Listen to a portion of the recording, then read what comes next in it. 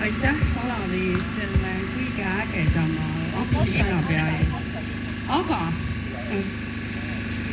kõigepealt toon ma teile tervitusi Rääma linna osast.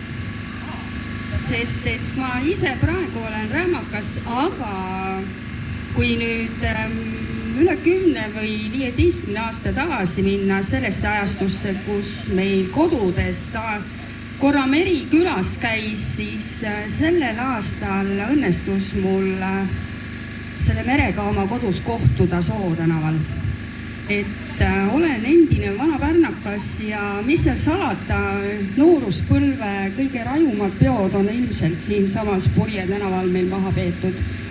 Sest et noored inimesed ei pidanud paljuks omavahel seltsielu elada ja rõõmu sellest tunda.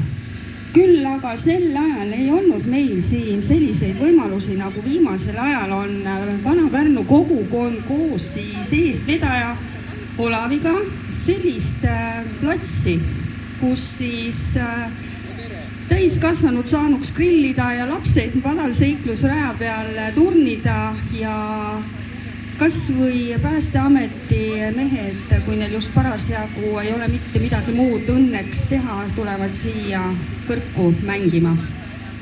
Et selline kogukondlik tegevus, mis teie siin olete püsti pannud, on mõnevõrra ainulaadne Pärnu linnas.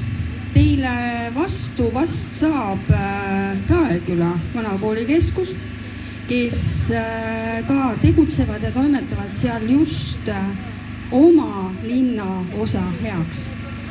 Aga teie praegusel hetkel võiks öelda, et tänasel päeval olete võidumehed, sest nii palju kogukonna inimesi ja nii palju inimesi kogu Pärnust ja müüjaid ma vaatasin, et on ka Mulgist kohale tulnud, ei ole praegusel hetkel vastu panna.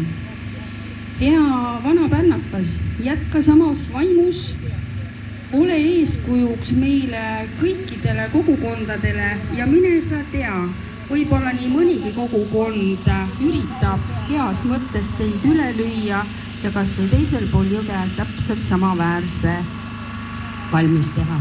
Aitäh, edu teile ja ilmataadiga on teil väga head suhted, nii et päike paistab, ilm on ilus ja rõõmu kõigile!